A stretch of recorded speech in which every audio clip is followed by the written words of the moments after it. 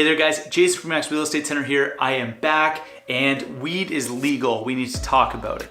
This is just a reminder, if you like this video, I'd really appreciate you giving me a thumbs up. If you want more stuff like this, feel free to subscribe down below. I try to do this every single week. Weed is legal, that is fantastic for all you landlords who need to deal with the stress of being a landlord. Today, I'm gonna give you 10 things that you need to be aware of about the Cannabis Act. The first thing you need to know is essentially add cannabis to the list of all those things you can or can't do when you are drinking or smoking cigarettes. It kind of falls into a lot of the same legislation. So you can't smoke weed while you're driving, you can't smoke weed while you're working, and like smoking cigarettes, you can't do it indoors in most places. 30 grams is allowed to be carried by any person at any given time. And if you're interested in growing, you're allowed to have up to 4 plants in your unit. Now, if you are in a detached home, that's 4 plants for your detached home. If you're in a triplex, that's 4 plants for each unit. Not per person, not per structure, but per unit. At this time, edibles are not being sold to the public. This is likely something that we're gonna see come in the next year or so, but for the time being, the marketing isn't there to not target it to kids, and there's a bunch of stuff going on, but why the edibles are not legal yet.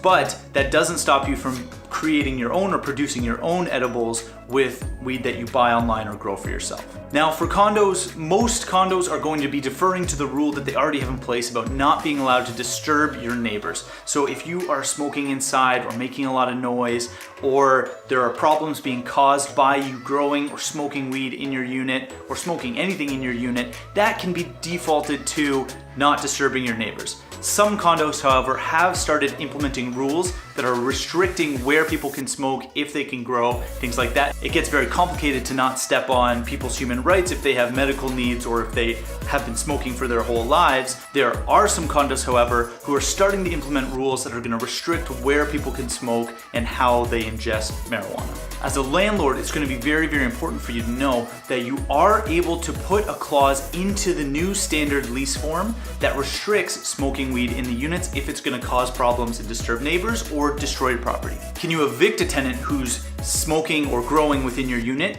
The short answer is yes, if you can prove that they are disturbing others or damaging your property. Can you evict a tenant who is smoking or growing in your units? The answer is yes, if you can prove that they're damaging your property or disturbing others. That's why the clause from the previous point is so important. On a federal level, you're able to grow plants on your property outdoors as long as you're staying under that 4 plant limit. However, in Ontario, where we are now, the province has not yet approved the ability to grow outside.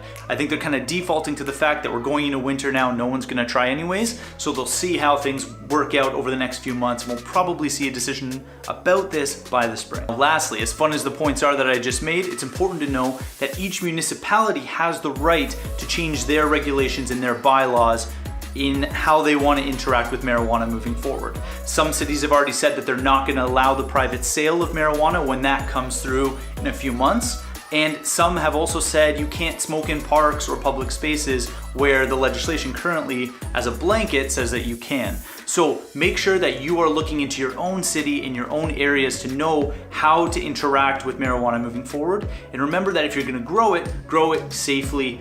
Don't damage your physical property if you are an owner of the unit, because there are going to be stigma effects of this moving forward, and we don't know the scope of that yet. Thank you so much for tuning in again this week. I hope it's been interesting and insightful for you. If you want to check out more videos from me, check up here. And if you want to subscribe and get updated every single week, click right here.